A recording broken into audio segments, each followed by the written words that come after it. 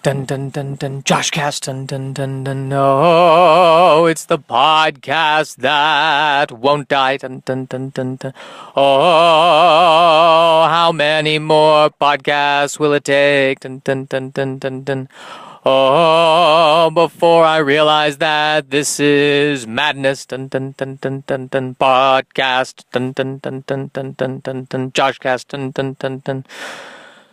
All right, this is JoshCast episode number 48. I don't know if these podcasts are getting better. They could be getting worse. I'm not entirely sure. I try not to listen to them. I hate podcasts, personally. I can't be 10 feet near them. Why am I doing this podcast? I should have a noble reason. Like, I should be doing this podcast specifically to save the rainforest. That should be, it's like, no, I'm going to save the rainforest. How? By starting a podcast. That's how. And that podcast, people are going to listen to it, and they're going to hear my message, and they're going to change their ways, and they're going to save the rainforest. That is, here's the thing. I want to be able to afford health insurance by only writing and performing jokes. That's really all I want. And I feel guilty about that because I feel like I should want more altruistic things like saving the rainforest or all the other forests too. I mean, I should care about all the forests. I mean, if I had to choose a forest, it would be the rainforest because frankly, it's cooler than the other forests. The rainforest is the rainforest is the 10 of forests. The forests in the Rocky Mountains, solid 6. So I have to 6 out of 10. It's you play have sex, marry, kill. You'd have sex with the rainforest. You'd marry the Rocky Mountains. That's my feeling there. I tend to smack my lips a lot. I noticed that when I've been watching and or listening to myself. I tend to smack my lips. I've got to stop that. And I also want to stop saying, I want to speak with purpose. I know I've talked about that before in podcast episode. Don't go back and listen to it. But I'm rambling. What's the real point? What am I trying to say today? What is bothering me today? Now that I mention it, the rainforest thing is bothering me. And I did do research. What can I personally do to help the rainforest? And I, stop eating processed foods, stop eating meat, cut down on driving and consumption of gasoline. Basically, cut out anything in my life that brings me joy. I really think that's all there is to it. I've heard other comedians kind of basically make that same premise, or take that same exaggeration. So now I feel like I'm stealing from people when I say that, but that's the reality of it. If I become a vegan is the best way for me to do something about helping the rainforest. Will it help overall? If me just doing that, will that make the world a better place? Will that save the rainforest? I figure there are two possibilities. Either I really commit to that, and other people are inspired by that, and they follow suit, and sooner or later, everyone follows suit, and we do save the rainforest. Or the rainforest gets destroyed anyway, but I don't have to feel guilty about it. And frankly, I would almost rather have option 2. Just anything to not feel guilty is really all. That is my purpose in life, to not feel guilty. If I can not feel guilty, I'm on cloud 9. Transition.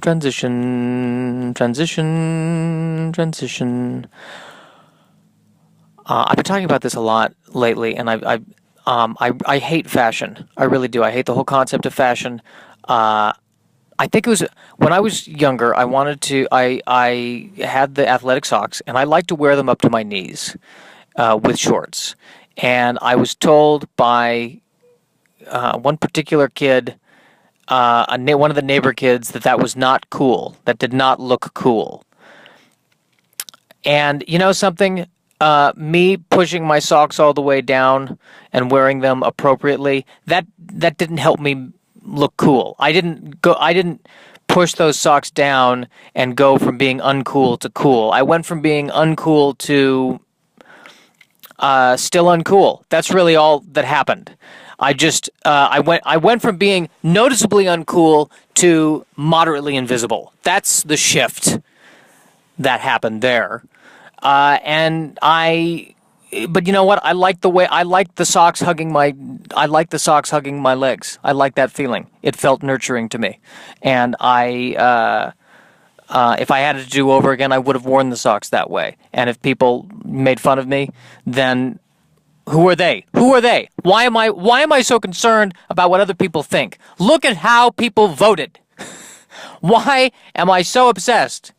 Nobody knows anything. Nobody knows what they're talking about. Nobody knows what they're saying. Nobody is sure. Why should I care? And nevertheless, I care. I do care. Maybe it's a primitive tribal instinct kind of a thing, because we are a pack mentality. We are a group species. We survive in groups, and if I defy the group, they could throw me from the group, and I'd have to survive on my own out there in the wilderness, and that would not be good. I would not be able to survive on my own at all. Or am I selling myself too short? Maybe I'd make a great Mad Max. Who knows? I mean, I don't know if I'd be. I mean, I would be mad, but I'd be more irritated. And Max would work. I think Max is. I had a great uncle named Max. I'm pretty sure that's a Jewish name. I think that's fair. So that I could Mad Max, irritated Maxwell. That's what I would be.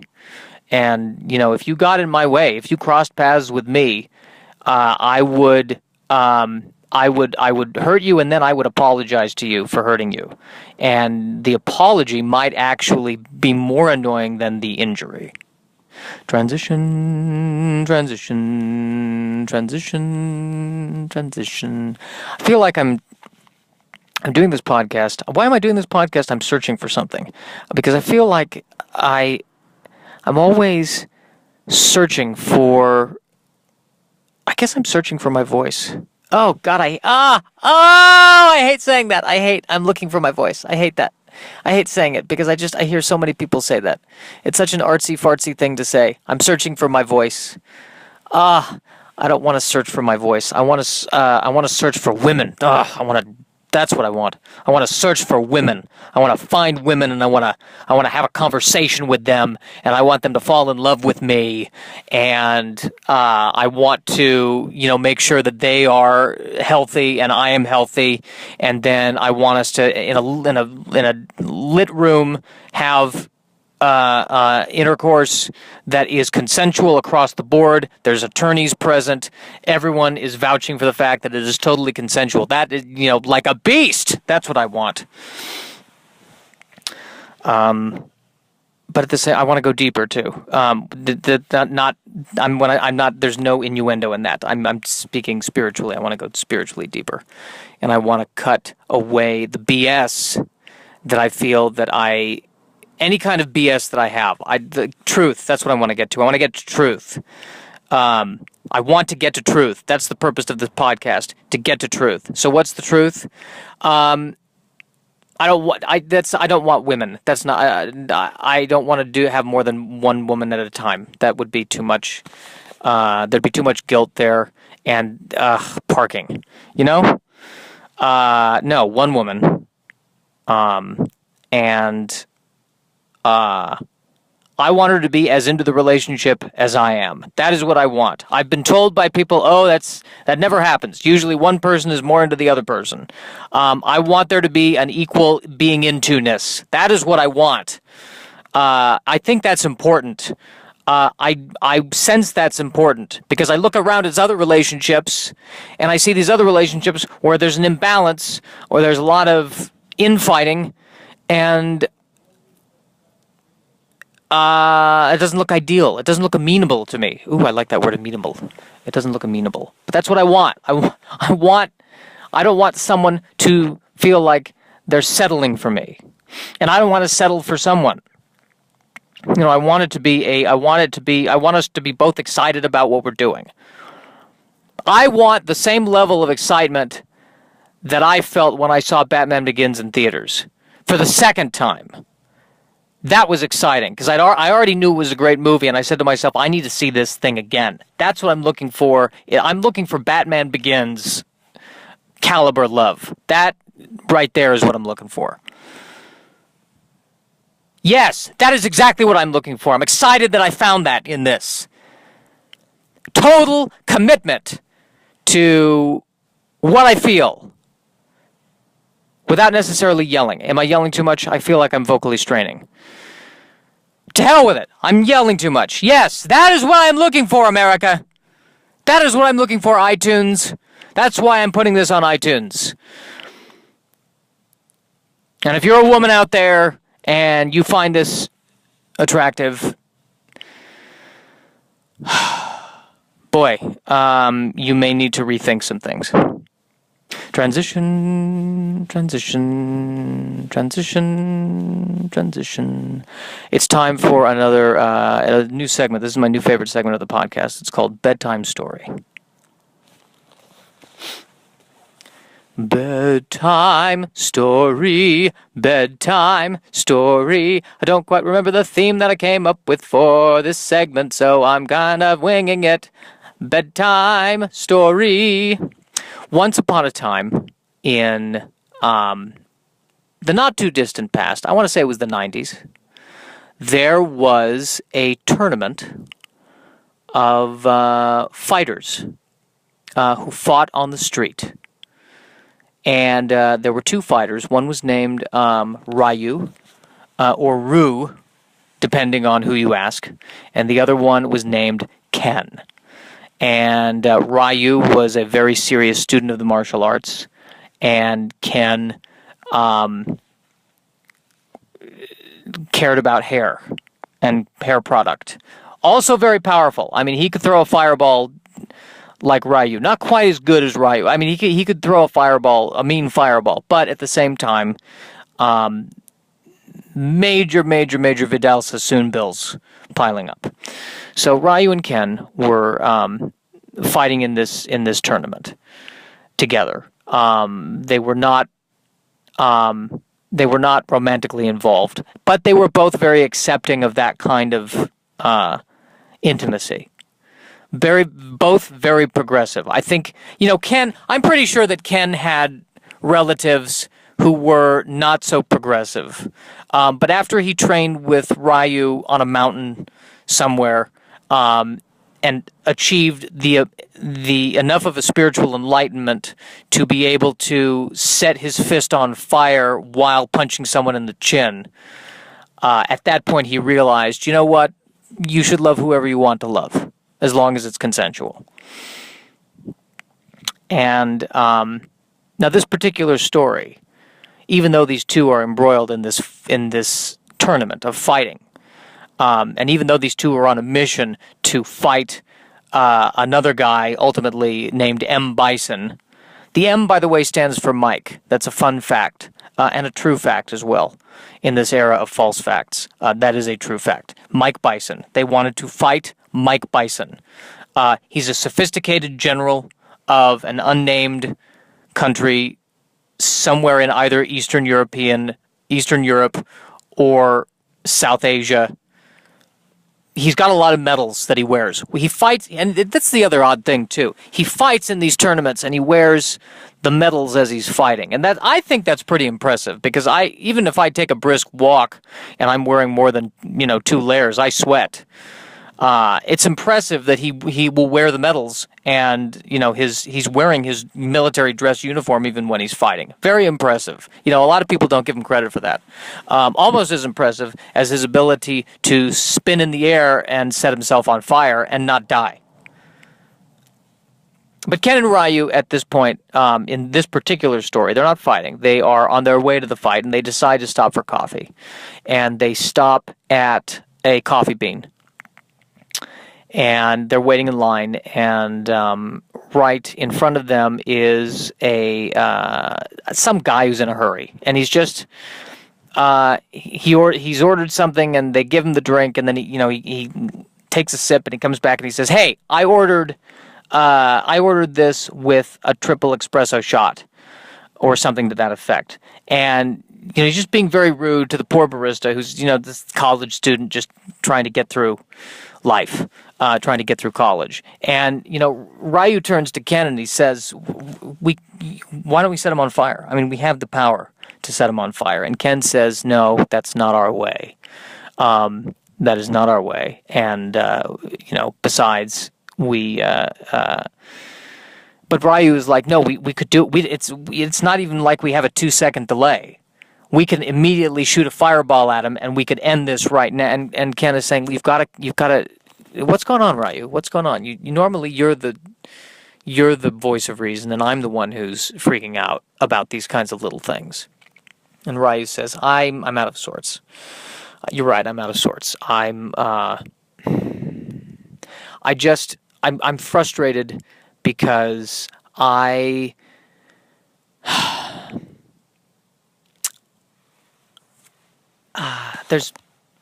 feel like there's more to me than fireballs."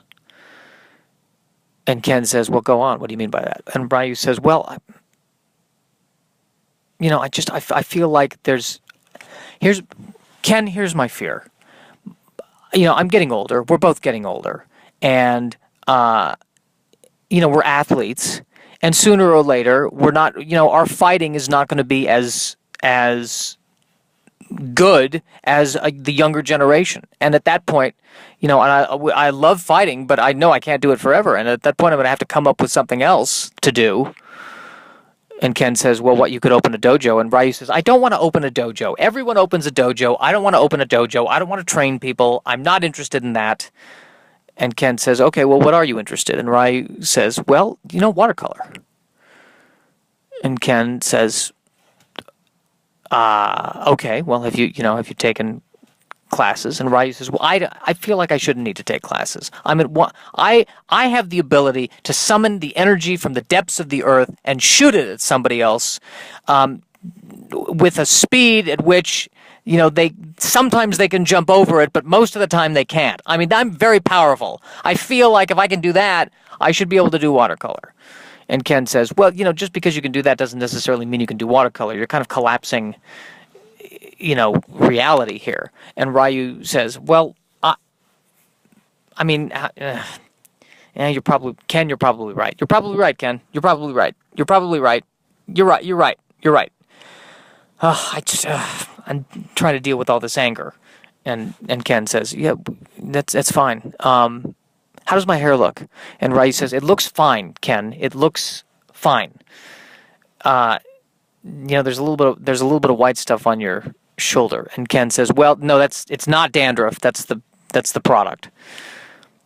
And Ryu says, "You're sure it's not dandruff?" And Ken says, I take very good care of this hair. I had a slight dandruff problem a few years ago, but I'm exfoliating now, and it is not dandruff. It is product." And Ryu says, "Is there a difference between whether or not it's dandruff or product? Either way, people are going to look at it and think there's white flakes on your shirt." And Ken says, "Well, that's why I was the one that's why I asked you if I could wear the white uniform, but you insisted you want to wear the white uniform." And Ryu says, "That's why you wanted to wear the white uniform, because it hides the dandruff?" And Ken said, "Yes, that's why. But I'm stuck with red. It's going to stick out." And Ryu said, "I'm so sorry. I didn't know that was why. If you'd have told me that, I would have been fine to trade." And Ken says, "Well, can we still trade?" And Ryu said, "Well, no, we can't." And Ken says, "Why not?" And Ryu says, "Well, we've already done 2 fights. People kind of know, I'm kind of established myself as Ryu, the mysterious one, and I've got the white uniform. People kind of know me. If I change it, there'd be problems with the branding." And Ken says, "All right, Ryu, that's fine. That's all right." And Ryu says, "Okay, I feel like you're being passive aggressive." And Ryu says, "No, seriously, I'll tell you.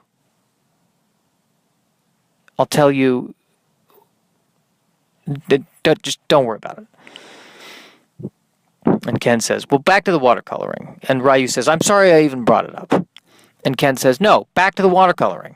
I want to support you in this. I think you should do watercoloring. I really do. But I do think, it wouldn't hurt to take a class. And Ryu says, why are you saying that? I mean, you haven't even seen me watercolor yet. I could be a savant. You don't know. And Ken says, you're right. There's no need to be sensitive about it. And Ryu says, I'm not being sensitive about it. I'm not being sensitive. And the barista says, would the two of you like to order something?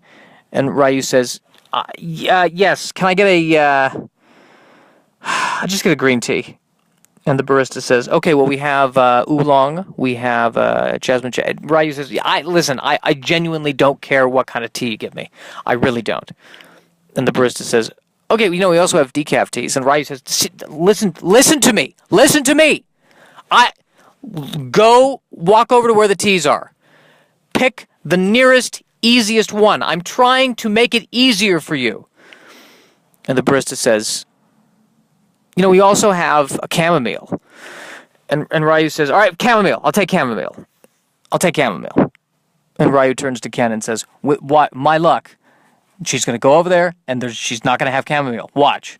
And she walks over, and she looks, and she goes, you know what? I'm sorry. We actually don't have, we're going to have to specially brew the chamomile. And Ryu says, then don't give me the chamomile. What one do you hold? What is that one right there? Physically next to your hand. That's the oolong. I'll take oolong. I want oolong.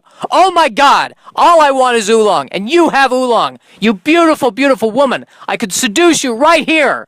And Ken is like, listen, he's frustrated because of his water cooling. What water? No. It's water coloring, Ken, number one. And number two, how can I be frustrated when I haven't even done it yet? And Ken is like, you're aware that you're turning into the guy who you just wanted to... And Ryu's like, yes, I know, all right? I'm a human being. I can't always control my emotions. I'm sorry. And Ken says, you just threw a fireball. And Ryu says, I know I did. How much damage do you think that is? And Ken said, oh, probably a couple grand. And Ryu said, well, see, this is why I need a water cooler. Watercolor. Why do I keep saying water cooler? Ken says, because you're tired. Ryu says, you're right, I am. I'm very tired. This is the end of the podcast. The end of the podcast. And the children sing and the children play. This is the end of the podcast.